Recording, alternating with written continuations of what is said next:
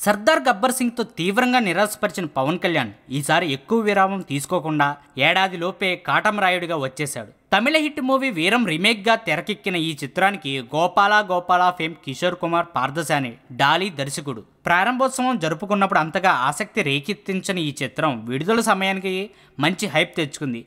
భారీ అంచనాల మధ్య ఈరోజే ప్రేక్షకుల ముందుకొచ్చిన ఈ చిత్రం ఆ అంచనాలను ఎంత మేరకు అందుకుందో చూద్దాం. కాటమరాయుడు రాయలసీమలో ఒక ఊరికి పెద్ద. అతడికి నలుగురు తమ్ముళ్ళు. చిన్నతనం నుంచి వాళ్ళను కష్టపడి పెంచి పెద్ద చేశాడు కాటమరాయుడు. తమ్ముళ్ళంటే అతడికి ప్రాణం, తమ్ముళ్ళుగా అతనంటే ప్రాణం. అయితే ఎక్కడ అన్యాయం జరిగితే అక్కడ ప్రత్యక్షమై అక్రమార్కుల పని పట్టే కాటమరాయుడికి శత్రువులు ఎక్కువే. అమ్మాయిలకు ఆమడ దూరంలో ఉండే కాటమరాయుడికి అవంతితో ముడిపెడతారు అతడి తమ్ముళ్ళు. రాయుడి తమ్ముళ్ళు చెప్పిన అబద్ధాలని నమ్మి మరికొన్ని కారణాలతో అతన్ని ప్రేమిస్తుంది అవంతి. రాయుడు కూడా ఆమెను ప్రేమిస్తాడు. కానీ అవంతి అనుకున్నట్లుగా కాటమరాయుడు శాంతి కాముకుడేమీ కాదని తనకు తెలుస్తుంది. అప్పుడు ఆమె ఏం చేసింది? అవంతి కోసం కాటమరాయుడు మారాడా? చివరికి వీళ్ళిద్దరూ ఒకటయ్యారా లేదా అన్నది మిగతా కథ.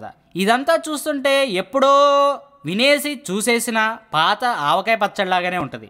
కానీ ఇక్కడ అందులో చేసింది కాటమరాయుడిగా మన పవర్ స్టార్ పవన్ కళ్యాణ్. దాంతో అంచనాలు ఆశలు ఎక్కువే. ఆయన కొత్తగా రాయలసీమ భాషలో యాసలో రీతిలో కనిపించడమే ఫ్యాన్స్కి పండగ. అయితే హీరోయిజాన్ని బాగా ఎలివేట్ చేసిన ఈ కాటమరాయుడు ఫస్ట్ హాఫ్లో బాగా రొమాంటిక్గా కామెడీగా బాగా వెళ్ళిపోయాడు. కానీ సెకండ్ హాఫ్కు వచ్చేసరికి కొంచెం డీలా పడ్డాడనే చెప్పాలి. వసూళ్ళైతే బీభత్సంగా సాధించేసి ఒక్కరోజు కలెక్షన్లతో ఇండస్ట్రీ హిట్లని తిరగరాసేసింది కాటమరాయుడు.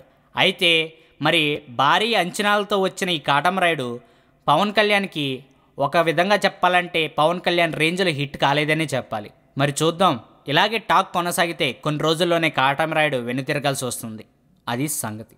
ఈ వీడియో మీకు నచ్చినట్లయితే సబ్స్క్రైబ్ చేయండి. ఫిలిమి స్టార్స్ బోల్డెంత న్యూస్ బోల్డ్గా.